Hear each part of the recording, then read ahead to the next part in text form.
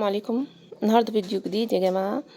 النهارده هنعمل الكبده بتاعه الفراخ، يعني البلدي او الكبده بتاعه الفراخ العاديه البيضه.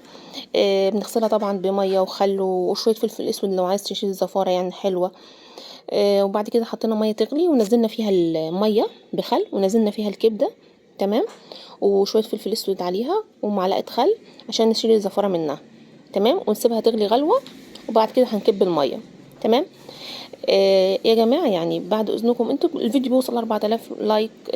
شكرا لكم مشاهدة الفيديو، بس يعني ممكن تحطوا لايك لان اللايك ده هيفيدني انا لمجهودي وتعبي.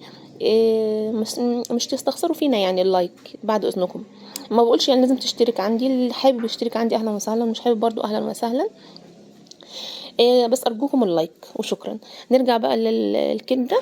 حطينا الطاسه وهنحط عليها معلقه سمنه ومعلقه زيت وهننزل بالكبده. سريع سريع. ممكن فص ثوم،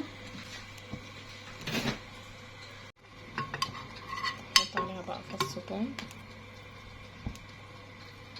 للنكهة بس. عايزة تعملها بصل وصوص وكده اللي هواكي فيه، يعني اللي يريحكم. دي عملية اختيارية. المهم ان احنا شلنا زفرتها بغلوتين في المية. دي كبد افراخ. معلقه خل.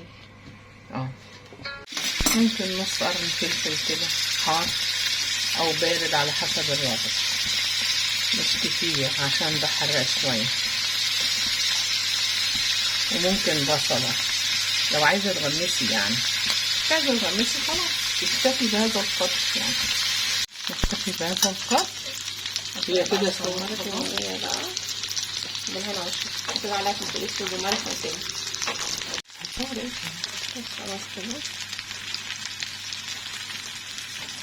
حطينا ملح وفلفل اسود، وفي معزز نكهات اسمه ملح صيني كده بنحطه على الاكل وبيطلع بيعزز النكهه وطعمها جميل.